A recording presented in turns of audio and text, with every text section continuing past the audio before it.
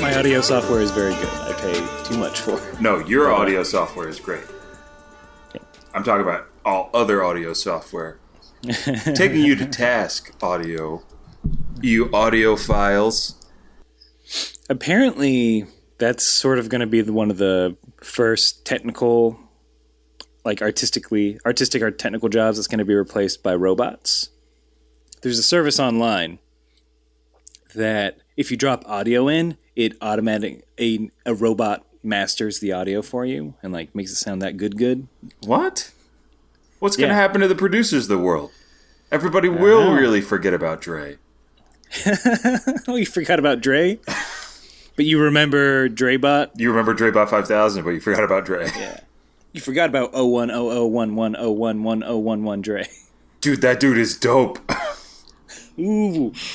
Oh, I'm sorry. I meant 011011001010 Dre. Oh. Yeah, that guy's he steals jobs. He steals jobs. We need to build a firewall. Took our job. We got to build a firewall. Oh, welcome to the pregame, by the way. Oh, yeah, I forgot. Hey, welcome to the Kame House Party pregame. I'm Vince. I'm Aaron. Yeah, we've been babbling for a grip. That's what we call a cold open, folks. That's what we call the coldest of opens. That's what you can expect from the pregame. Zero structure, zero discipline. Just like a real pregame. Zero laughs. No, hopefully not. I've already laughed this episode, so I have too chuckled. You can see on the Vince Chuckle Tracker. The Vince Chuckle Tracker. We got a chuckle front coming in from the southeast. Should hit us by early Sunday afternoon. Don't forget about that low pressure giggle system. If those two combined, we got a ha-ha factory. Heavy laughter fall. Heavy laughter. Next 3 days. Guffaws. Be on your lookout. And bundle up, because you want to prepare for those guffaws. Oh boy. Yeah, welcome to the show where we dick around and tangentially talk about Dragon Ball, because I'm out of the state, and technology is not our friend at the moment. If you saw the live video, you knew. You saw how you knew what you were getting into. This is the general tone of these episodes. Yeah. But before we get into Luke Cage, because I've been holding off on watching more Dragon Ball until you get back. Yeah. I went to my side piece. My side piece anime right now. And a lot of people are going to call me basic for watching this, but I'm back into Naruto Shippuden. And how deep? I am season 3 deep. You can't see my face, but my face is when in any like teenage comedy, when like the group of guys walk into something that they find gross. It's that face. Yeah, it's that face. It's like, oh, your mom's underwear.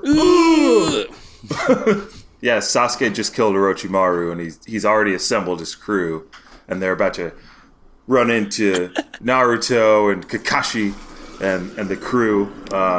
Wait, there are gang fights? There are ninja gang fights? It's more like, every village has their ninja, right? So all the classic ninja, saying. Every village has a ninja. That's not a bad start to a movie either. It's not. I wish I could write that movie. I might write that movie. I've never written a movie before. Can't be hard, right? I have written 4. All bad. I highly doubt that. Aaron, you're a talented man. Most bad, 1 okay. I'd like to read them sometime if you feel like you want to share. We'll see. Ooh, it got really serious. Okay. All right. I'm going to reel it back. I feel so bad for everyone, man. Because, this is... Okay, so this is super fun for us. This is fun for us. I miss your goddamn face. I miss the chuckles we have. I feel like everyone was like, what the...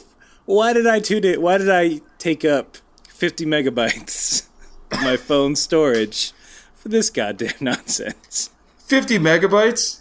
We're 50 megs? That's like an hour episode, yeah, ish. I don't know if this is going to be an hour, but like, yeah, you don't obsessively look at the sizes of your audio files from podcasts. Not quite. But shit, you better upgrade your phones, homies. Yeah, you don't want to use data for this. No, you better stream this over Wi-Fi. Don't even download it. Don't even. So, some semblance of order, I do want to give some shout-outs to some people that have been very kind by either, yakking at us on Twitter, plugging us on their show, or just, liking and sharing all our shit. First of all, everyone who's, gone to the Facebook page, followed us on Twitter, liked us on Instagram. Vince is clapping, not the other. It's general golf clap. Just so you know. On my end, it does not sound like clapping. It rhymes with clapping, though. Let's just get it out there. Fapping. I was not fapping, Aaron. Sorry. I was breaking the rules of improv and being coy. Ugh, don't be coy. Know the thing. Know the thing. Know the thing. Share your truth. Why is today the day? Oh, because it is. Because today is the day we podcast. Today is Sunday. But yeah, everyone, thank you so much. Slowly and surely, this ball squad is growing. One ball at a time. One ball at a time. For a lifetime. Holler at your boys at the Soapbox Office podcast. Josh Roush and Mitch Cleaver. Mitch Cleaver is a buddy of mine. They have a podcast where they put down a overrated or highly acclaimed movie in favor of an underrated movie that's just as deserving of praise that maybe people don't know about it. If you love movies, you'll love this. But they gave us a little shout out on their podcast. So that was very nice. Me and Mitch had a limerick off. Ooh, a limerick off. There was no official vote of who won, but I didn't win.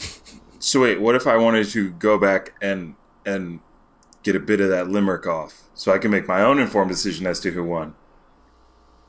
I want to say episode 31 of the Soapbox Office podcast. If you want to listen to a very lame limerick. And are they on iTunes and stuff? Soapbox Office podcast? Yeah. They're Soapbox Office podcast. That's Soapbox Office podcast. Listen to that. Cleaver and Roche. Howdy. Yes. Oh, man, you're good with names. I'm remembering, though. September 20th. It's kind of hard to forget the name Cleaver. This is when I did it. And Roche is so close to Roshi. Yeah, that's true. Oh, I'm sorry, it's Roush. Roush? Josh Roush? Roushy. Yeah, close enough. Josh Roush. Master Roushy. Master Roushy. Did you make any more cabbage? I don't know why Roushy likes cabbage. I just love the stuff boiled, fried. Fried cabbage? Slathered in butter. Oh, gosh. With a nice glob of cottage cheese. Master Roushy. I don't like this character at all. Master... Guys, you are getting my Z game. Dragon Ball Z game? What? Cut to GIF of group of guys going, oh. And then...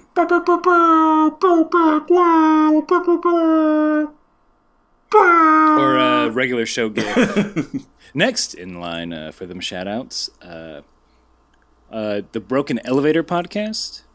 They...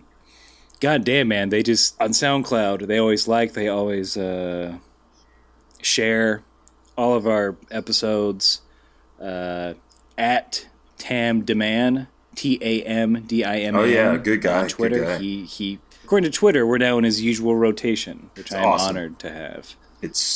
Yeah, thank you. Yeah, thank you very much. Holler at my other boys and gals at the Technical Difficulties Gaming podcast, that I am in no way affiliated with. But they're always very good about liking and sharing our tweets when we post a new episode. So thank you guys. We wouldn't be doing this without you. Or maybe we would. I mean, we probably would. But it's way... It would be less satisfying and it would be us crying at a corner. But having people listen and responding to what we're doing, it's really great. So thank you. No, it gives us the feels. Mm-hmm. The good kind. The feels that we usually just push down to the bowels of our soul so that they can never be accessed. You make us feel those feels. Yes. They leak out. Every so often. They ooze out right. and spread across the land. No, let's be more gross, right? They pus out of your body. Pustules pop. Emotional boils grow. All right. Enough of that. Enough of that nice stuff. Let's get right into... Let's just cut to Harlem 20 whatever. Harlem 2016. Harlem 2016. Exterior Harlem streets. Early morning. Harlem today. On the rise, but still with an underbelly of grit. Ooh. Luke Cage, mid-30s. A strong African man steps out on the streets. Wu-Tang-esque music plays as he punches a fool and bends a gun in half. Luke Cage, dialogue. Sweet Christmas. A missile flies. It does. All right. Yeah, we're going to talk about Luke Cage. That was me trying to write off the dome. Well, as an executive, I'll take it. Say, stop digging, you fake gold. No, Luke Cage came out 2-3 weeks ago on Netflix, and I have been looking forward to this since the I think the Comic-Con preview they had. Oh yeah, that was a good preview. Him busting up. Oh, he's just busting up into that building. Now, where you are in the show, have you seen that scene? Oh yeah, that's like episode 3 or 4. Okay. So, I guess minor spoilers for the listening audience here. I'm only up to 8 episodes deep. Vince is only 1 episode deep. I'm only 1 episode deep. I'll try and refrain from talking a ton about plot elements and mainly about like what is dope about the show. People need to talk about what's great and less about what's shitty. Yeah, let's get into it. Tell me about why it's so great. So Luke Cage is, I think, the 3rd Marvel Netflix show. I've yet to watch Jessica Jones. And, like, for reference, I don't watch a ton of Netflix. Like, I don't watch a ton of TV. It's hard to be. It's hard to watch entertainment with there being so much of it and also being of a certain age and certain career bent. But I did watch the first like 3 or 4 episodes of Daredevil, and that Daredevil didn't grab me right away. It's not bad, but I'm sort of meh about it. I'm not like... I didn't like latch on to Matt Murdock as a character. Like Foggy Nelson in there, the guy from the Mighty Ducks that plays him is like hilarious, but he's not like there a bunch. Even with Vincent D'Onofrio as the Kingpin, Fisk. He's like, he was cool and entertaining, like as Vincent D'Onofrio always is. But I wasn't, because they do this one episode where like it's Kingpin goes on a date, but like he's like this crime boss, and but like you see him going on this date and he's like awkward. And like, so it's a good character moment. And at the end, he does some like gangster ass shit. So like, no, he's still the Kingpin. Don't worry. Yeah, he's still a criminal. But like, even that wasn't like enough to like keep me going. So Luke Cage is really the 2nd Marvel Netflix show that I've watched. I never watched Agents of S.H.I.E.L.D. Didn't watch Agent Carter. They have their fans. I watched Agents of S.H.I.E.L.D. for a little bit. Yeah, I liked it early on. And then once they were like, hey, you know what would be really cool? Is if we tied the movies into every single episode.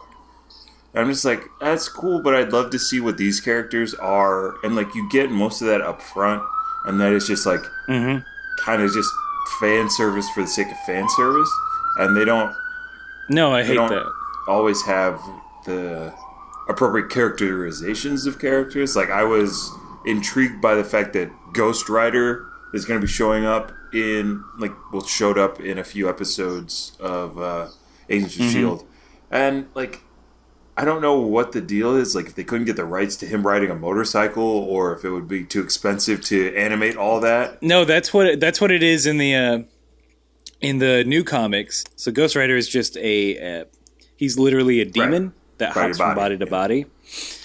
But the new iteration in the comics is like this. I believe it's this young Hispanic guy that rides a hot rod, and I think that's fucking badass. Yeah, but I miss.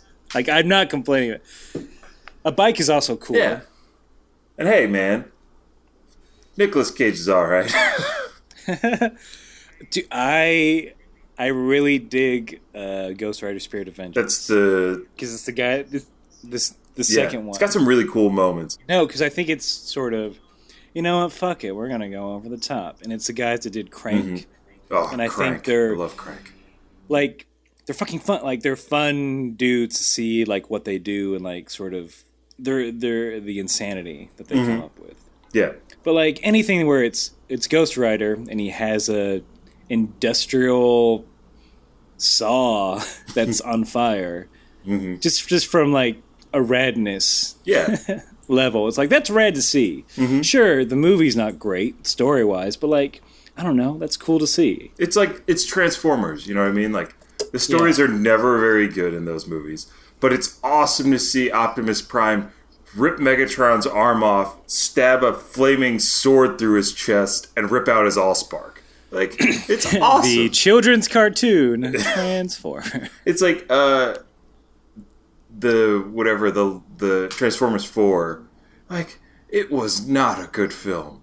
But when I saw Grimlock as T-Rex in the T-Rex form, I was just like, holy crap, man. Like the fact that Optimus rode him into battle like a mount and just like crashing through like buildings and stuff. It's like it's fun. It's fun to see. But it's not like John Wick, which is like stylized like action with a story that's told so organically you don't even have to ask. Like there are questions in that film that like some movies don't answer and you're frustrated by why they don't answer it. But with John Wick it was just like, yeah, I don't need to know I don't need to know what the gold is. Like I don't need to know exactly what he did to get out. All I know is this is the scariest man. This is Keanu Reeves not talking, just shooting and doing gun fu, just pop, pop, pop, pop, just all over the place, and I love that. But let's get back to they do. I will gush about John Wick because the trailer for John Wick 2, Chapter 2, came out. Oh my god! Keanu and Lawrence Fishburne reunited. Yeah, I thought you were retired. I'm working on it. That's really good. It's not. Well, like you got to keep in mind, my formative years were Matrix film. Oh, absolutely. So everyone had a pretty decent Keanu. But like what John Wick does is what you were talking about is that it does enough world building on the back end that you don't see, and enough of it comes up through the movie. They're like, okay, I understand. There's this criminal organization. And there are certain rules, and there are like things that make it different from one step removed from our world, and you naturally understand that, and it's not, but and like you said, it's enough to where you're not questioning it, but like, oh, this is cool, like, oh shit, they have their own currency. It's almost, and it makes it more mythic as well. Yeah, to where you believe like, yeah, John Wick is this badass because we're in sort of this hyper reality. The Baba Yaga. Do you know who choreographed that movie? I do not, but they're excellent. I feel like I'm sure. I assumed you would know. I probably did at one point, and I plan on watching John Wick again this weekend because we did in improv practice yesterday. We got John Wick as a suggestion. And we did one of the best close quarters sets ever. Just like, it was so good. It was so much fun. Oh my God. It is so good. Dude, we should, so when Chapter 2 comes out, we should go and we'll do another pregame. I think. Oh yeah. I think that's. We'll I believe there's definitely some there's a Venn diagram crossover. Mm-hmm. Oh yeah. Oh yeah. Oh yeah. I imagine people who enjoy. If you also. We're going to be your Netflix recommendations. Oh, you enjoy Dragon Ball? You might also enjoy us talking about John Wick. Luke Cage. Yeah, but all that comes back around into Luke Cage in like the way that it's presented, right? All right, yeah. So tell me, I guess before I go off, like your initial thoughts on having watched the first episode.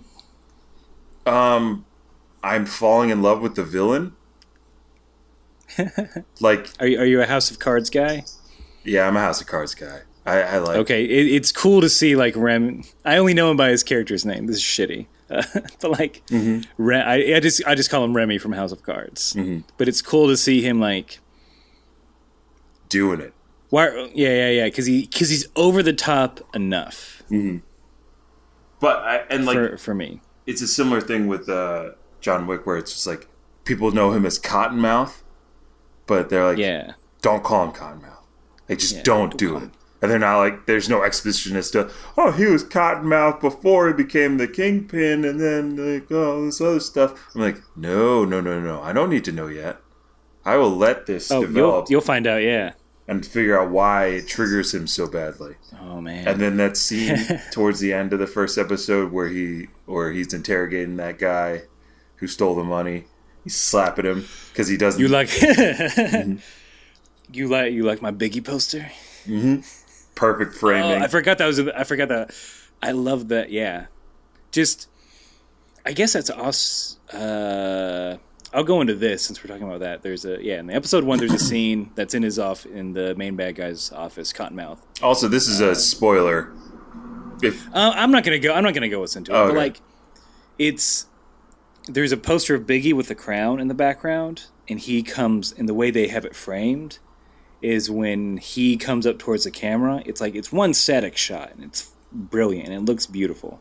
But the crown, the crown in the background picture superimposes onto the character's head, and it's I love it. It's brilliant, and it's also kind of. Ooh, can I interject? It's important to note the lighting in that scene is so well done that he initially isn't stepping it, like he's not bathed in red light, and then he as he walks closer to the camera, the red light just kind of consumes him, and during his speech he gets angrier and angrier, and it's just like, that's how you do it. Yeah, and here's one I love that it's a story about New York. It's set in Harlem. But it's definitely, a lot of assholes will say the city is the setting is its own character. I'm like, no, in this instance it's fucking true, because it's a character that the other characters are fighting over. But the way it looks like they kind of shoot it with these oversaturated colors. It's very early Scorsese. If you look at Mean Streets or Taxi Driver or Goodfellas. There's a generous use of color and reds.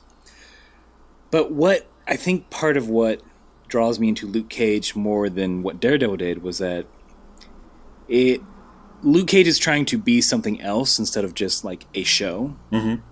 It's it's having its own identity, and part of that identity is through the look and the production design and the cinematography, and not just a standard lighting setup, which I think Daredevil has, or at least Daredevil doesn't have enough of a signature look that you can say that's Daredevil. Okay, so that's part of why I love the show is they take so much care in the technical aspect of it that helps enhance the story. What else from that first episode? That struck out to you? I enjoyed that opening, they're in the barbershop, and it feels like the movie Barbershop for a minute, and then you're because I was trying to be oh, come on, man, I don't need that, I don't need any more of that stuff, and then it just it took a nice turn, and then you get to see what Luke is all about, Luke Cage is all about, kind of. You get that oh, this is kind of him in a nutshell for right now. And, like, you can kind of, like, I want to know what happened to him. And you'll find out. And yeah, I know I'll find out. But I really like Pops. And I don't want Pops to die. And I feel like Pops is going to die. Somebody in the barbershop's going to die. So there's some good twists and or turns. Okay. Because they have, because there's the big robbery in the first episode, correct? Mm-hmm. Okay, yeah. With Chico sort of and the other guy. Yeah, that's sort of that's the catalyst for the series. Yeah. So yeah, it's not clean. I do like that Luke he's very, for a guy who's like bulletproof, and that's not a surprise. That's not a spoiler. It's not a spoiler. He's strong and he's bulletproof. That's his thing, which I love. Like, to get, I think it's very topical to have a black superhero who is bulletproof right now. Oh yeah, there's no like, there's no mistake. Like, this was not. I find it hard to believe that this was like put out without anybody saying, like, you guys know what's going on, right? Somebody was like, absolutely, we know what's going on. Which is why you need it. Yeah. You need it right now. And like they do address it. I'll just leave it at that. But like, again, it's a guy who's like, I'm bulletproof. But they do a really good job of like not just, I guess the bad guys are gonna shoot him a bunch. Well, I mean, they do, but they figure out other ways to mess with him, and part of that is, I think, is him being the reluctant hero. Yeah. Of like, I'm gonna keep my head down. I didn't want any of this shit. But again, it comes down to like, if you can do something, it is your responsibility to do it. And it's him, like, not because he's like a bad dude. He's not. He is deep down. He's a good character. But like, I think it plays off that culture of like, don't snitch, and they bring that up too. Like, bring that, like, comes up a lot.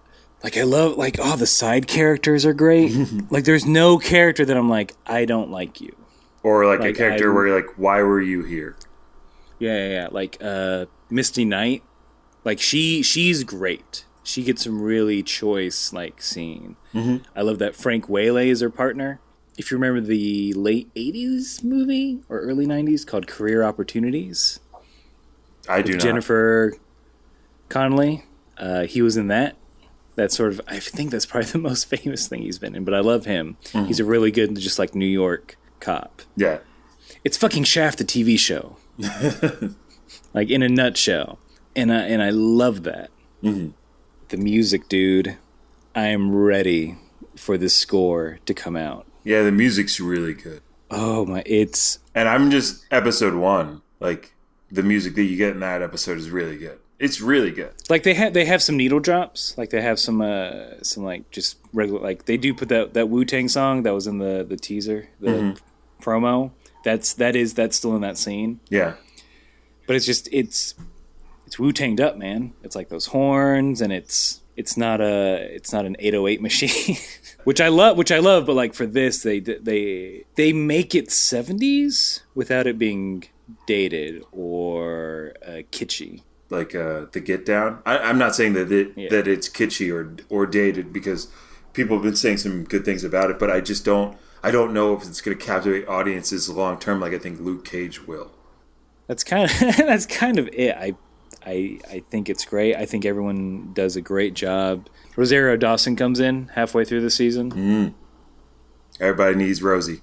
She's great. I wish she would get more work. I don't know. I have no power to make that happen, but a boy can dream. Oh, no. We'll talk to her, see what she's doing. Maybe we get her on the podcast, you know. We'll get her like, hey, you should work more.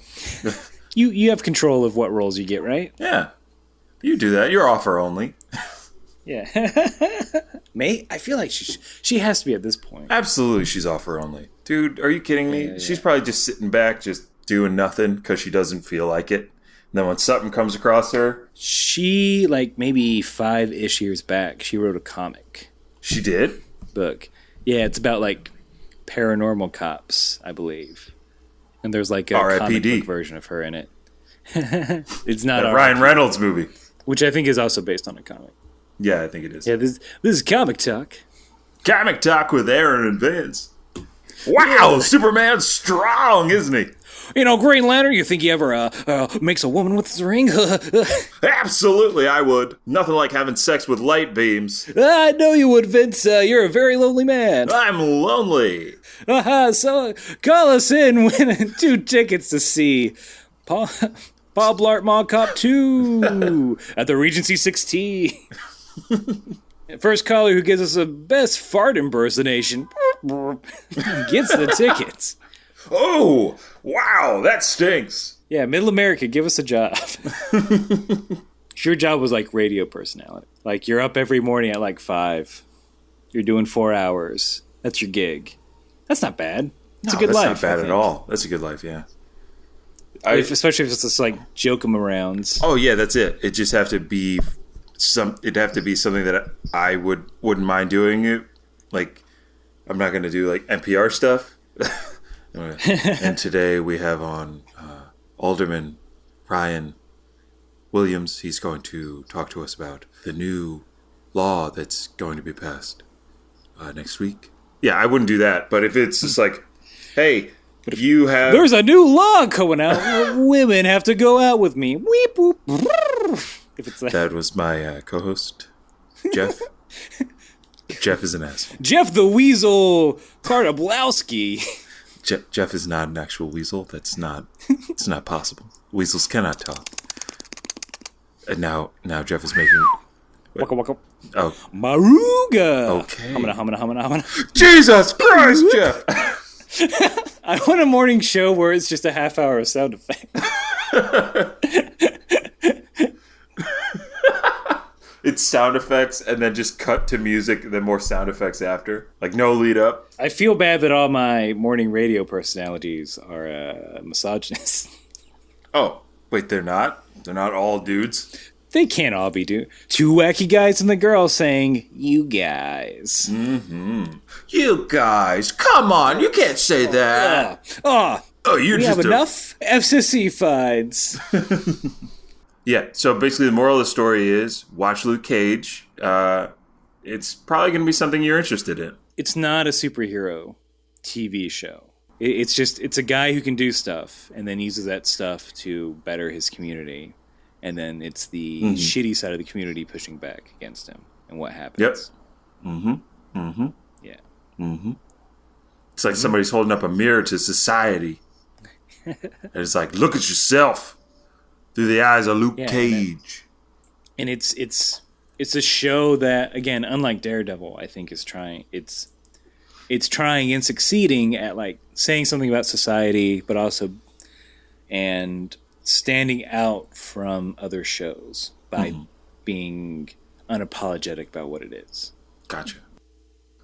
There's not much comedy to that, but no, because like there's something that's interesting about how people are talking about this show, and I'm sure it's just a very small vocal minority, but like when the show first came out, I remember just like scanning headlines on the internet, something that you probably shouldn't just do, but like people are saying, why aren't there any like there's no diversity in this show? It's all black people, and like. To me, that's just the epitome of ignorance. Like if you're watching Luke Cage as a person who is not of color, like and it makes you feel uncomfortable for whatever reason because you don't see yourself represented, watch more of it. But like at the same, it's like welcome to other people's world. Yeah, that's why I want people like that feel uncomfortable to watch it. To then be able to empathize with someone down the line. It's not going to happen tomorrow, but what you're doing is you're building a moral character for yourself that you can then put out into the world and just like be better. We can all be better by doing that. So, but it's a show that takes place in Harlem, New York. Yeah. Like, who do you think is going to be in? That's like, oh, this show that takes place in Japan. Where are all the white people? Yeah. Well, it's like asking that. Yeah. And I'm sure this is like not indicative of like any real person. It could just be internet trolls.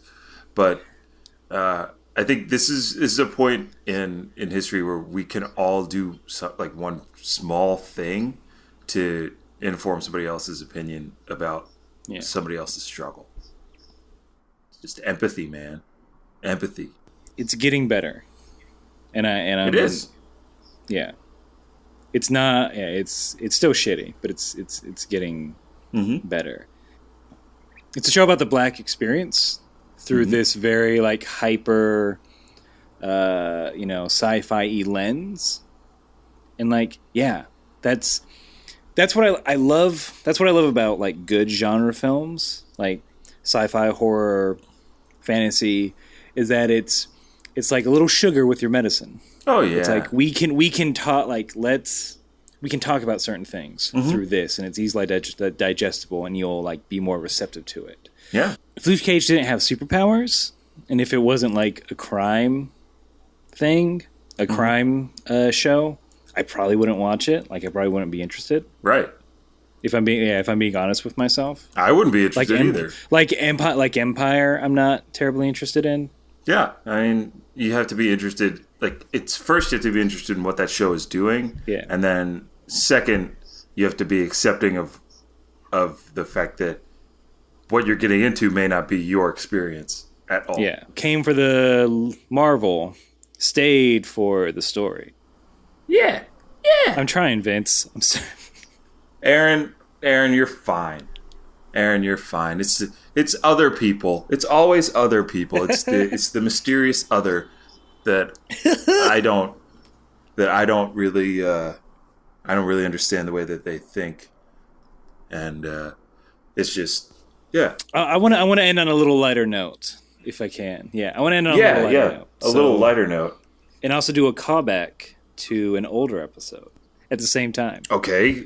So comedy, College Humor put out this video. It was one of those fake pharmaceutical ads, but the disease was womanhood. Oh, wow. So it's basically like, all the shit women have to deal with. Mm-hmm. And then some fucker that like, there are going to be tons of comments. I'm like, okay, I gotta look at these comments.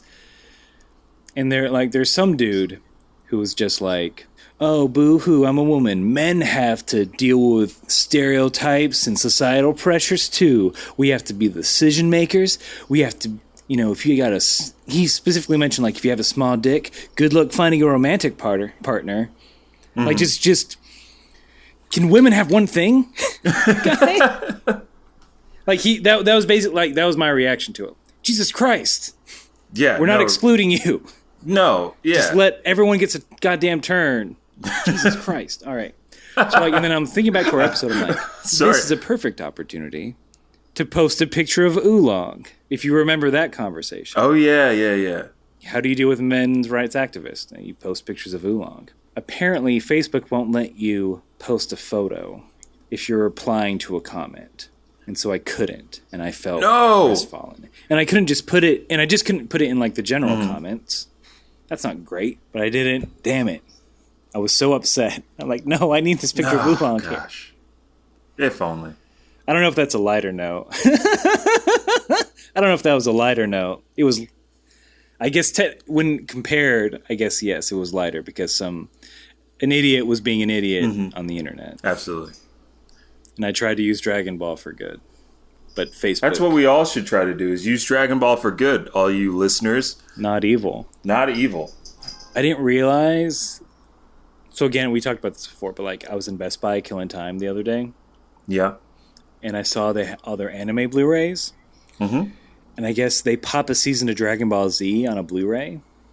It was like $15. I'm like, good Lord, that's how I'm doing it. Yeah. That's how when we get to that, I think what I want to do, and listeners, you can hold me to this, is I'll buy the disc. Once we're done with the season, it's the giveaway time. Ooh! Take our unwantables, audience. No, Aaron, it's just responsible recycling. Okay, I think so.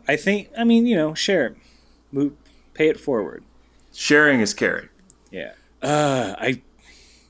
We've been going. Well, a lot of this time was like fuck around, like before the show proper. We're almost at an hour.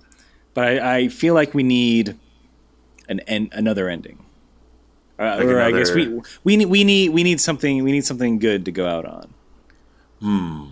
Something good to go out on. Tell me something good.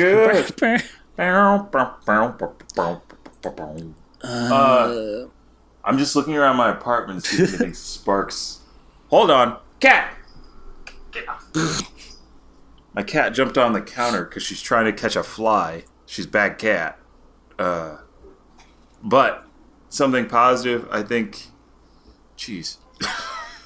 I know. I just want something like Westworld. That's the most positive thing. I know you've not watched it, but no. Aaron, you need to when you can. I'm not a J.J. Abrams like I'm indifferent to Abrams.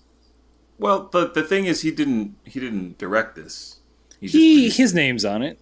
His name is on it, but his lens flare's not on it. I'll tell you that much. There was no lens flare in the Old West. There's just dust. Yeah, pretty good, or damn good. Pretty damn good, awesome, excellent show about excellent things and perfect themes, and it's perfect. I miss the Game of Thrones boat. Yeah, I miss that boat too. So maybe this will be the one to clomp on. Yeah, it might be. Which is weird. Like, I am perfect audience for Game of Thrones. I should have jumped on it. People. I mean, there are people I know that are crazy about it. Mm-hmm. I think it was one of those things like, you're too far gone. Yeah, there's too much now. I'll never. There's too much. And I know all the big moments too. Mm-hmm. Just from living in the world. Oh, yeah. Like the White Walkers and who dies, who lives. The Game of Thrones, you either win or die. That's a thing. Yeah, right? That's the tagline for the show. Game of Thrones, you either win or die. That's how every episode starts. Yeah, they say it exactly like that. Like, hey, Game of Thrones, you either win or you die. It's like a little portly man. Port Lehman. Port Lehman. It's okay. So here's how I think Game of Thrones begins. You're in a fantasy land, and the camera just like city cams through like a street market. Everyone's selling their fantasy wares, potions, meats on bones, and then from below frame, a jaunty gentleman pops up like, in the Game of Thrones, you either win or you die. And then he just shrugs and like walks away. And then we tilt up to a castle parapet where King Sean Bean is sitting on a throne of swords, which fuck that, first of all. It's not comfortable. It's him, yeah, it's him, like, the first scene I feel like is him, like a fucking cushion. Somebody bring me a goddamn pillow. There's magic in this world, right? Yeah. Then magic me up, magic my ass a cushion. Yeah, magic. I feel like if there are dragons or magic. If there are zombies. They're not zombies. Guys, massive assumed spoilers. Massive assumed spoilers. For Game of Thrones. This is Aaron and Vince assume that they've cracked Game of Thrones. In which we talk about a show we've never watched. That's not a terrible idea. I'm feeling better about that. I just want Sean Bean, like, if it's 5 minutes of Sean Bean, like, walking through empty rooms of a giant castle, just looking for something to sit on. Is he trying things as he looks into rooms? Yeah. He's like this loaf of bread? No. A Cornish game hen? This no. Very one of my mistresses? No, that's horrid. A chest filled with things? No. My next in line? Surely this will not make him want to usurp the throne if I sit on him. That's a fun word. Usurp. Usurp? Usurped. Usurping me, bro? Nah, bro, I'm just surfing some tasty whip. No, I said usurping me, bro? You after my throne, man? Nah, son. Do you bite your thumb at me? Nah, I just bite my thumb, bruh. Oh, boy. That's how. Yeah, that's what Game of Thrones. It's just Sean Bean trying to get comfortable on that goddamn metal throne, and then Peter Dinklage drinking a lot, Drinks a lot of wine apparently, and like being snappy, like quippy. Peter Quipman is his character's name. I don't have any quips to give. I don't have. We're so out of our element right now. All right, yeah, let's fucking end this. Good Lord, we're sorry, everyone. No, I'm not sorry. I'm never sorry. I'm a cowboy, baby. Dinner.